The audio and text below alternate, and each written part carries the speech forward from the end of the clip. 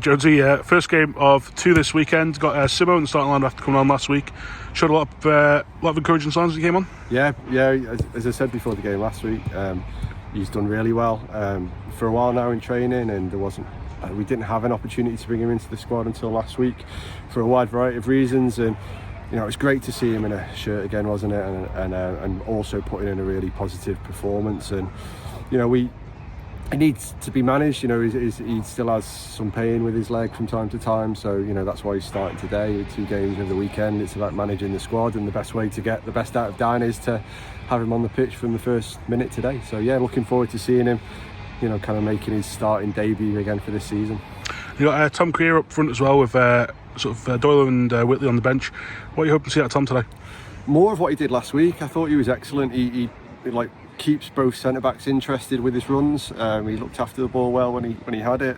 Probably could have scored 3 or 4 with just a little bit more of a forward run to get on some of the balls and a near post run. But you know, Tom's a very good footballer. Yeah, he's a little bit slight at times, and maybe needs to learn how to use his body. But I thought he did really well last week, and you know, we're trying not to make too many changes too often for no good reason. And this weekend, it's not just about getting the very best 11 we can out for both games. It's also about managing the group, and some players through availability or what their bodies can or can't cope with. You know, we have to kind of select the teams on that basis as much as anything else. So yeah, Tom's done really well, but I thought João did really well for his full debut last week. He was excellent and stays in, and then the others just need more of that attacking threat, more intensity, a little bit more clinical finishing, and switch on for a full 90 minutes, because all 3 goals last week we conceded was from us just by switching off for a second or 2.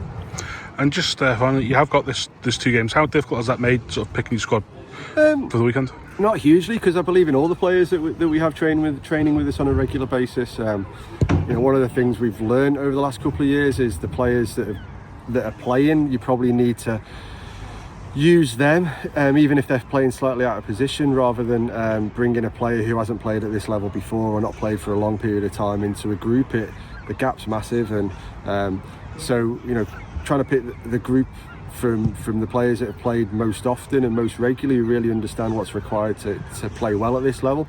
And then it's, as I say, just about who's available both games, who isn't, who's carrying injuries, who isn't, who's can actually go for 2 90 minutes back to back, and who probably can't. And then you kind of, there's not many big decisions that need to be made from my point of view once you factor in all the information that you have. And you know, I think we've got 2 very strong starting 11s, 2 very strong squads this weekend that would beat any team in this league. Whether we do or not, you know, we'll have to wait and see. I've challenged the lads to really push on to the next stage of our development as a group, and that is becoming like serial winners. And you know, that's what we need to see over the next 7 games.